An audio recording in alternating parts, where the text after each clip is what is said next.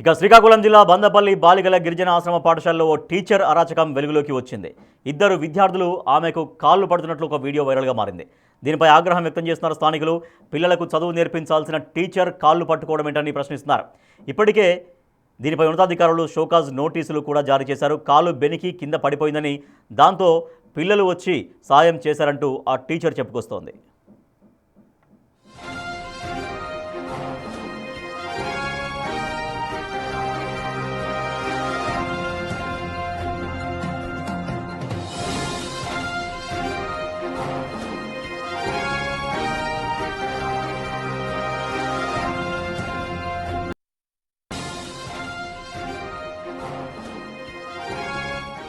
శ్రీకాకుళం జిల్లా బందపల్లి బాలిక గిరిజన ఆశ్రమ పాఠశాలలో ఓ టీచర్ ఇద్దరు విద్యార్థుల చేత కాళ్ళు పట్టించుకుంటుంది. ఒక టీచర్, చదువు చెప్పాల్సినటువంటి టీచర్ ఈ రకంగా ఇద్దరు చిన్న పిల్లలతో విద్యార్థులతో కాళ్ళు పట్టించుకోవడం ఏంటి అంటూ ఆగ్రహం వ్యక్తమవుతోంది. మా ప్రతినిధి షణ్ముఖ్ మరింత సమాచారం అందిస్తారు. షణ్ముఖ్, టీచర్ ఎవరో ఆ వీడియో అసలు ఎప్పుడు బయటకు వచ్చింది?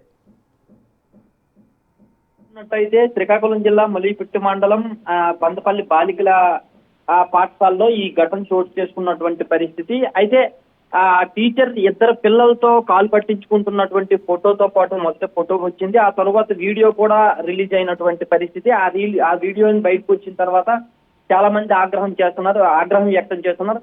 అసలు ఆ టీచర్ పిల్లలకి పాఠాలు నేర్పించాలి తప్ప ఇలా చేయడం అనేది సరికాదు. ఇలా ఎందుకు అసలు పాఠాలు చెప్పడానికి వచ్చారా, లేకపోతే పిల్లలతో కాలు పట్టించుకోవడానికి వచ్చారా అని అన్ని వర్గాల నుంచి ఆగ్రహం వ్యక్తం అవుతున్నటువంటి పరిస్థితి. దీనిపైన అధికారులు కూడా వెంటనే స్పందించి షోకాజ్ నోటీసులు కూడా జారీ చేశారు. వివరణ అడిగినటువంటి పరిస్థితి. అయితే మన వరకు రాకపోయినప్పటికీ కూడా ఆమె మాత్రం కాలు బెనికిన కారణంగా పడిపోయి కాలు బెనికాయి. దీంతో పిల్లలు నాకు సాయం చేశారు అని చెప్పి ఆమె చెప్తున్నట్టు తెలుస్తుంది.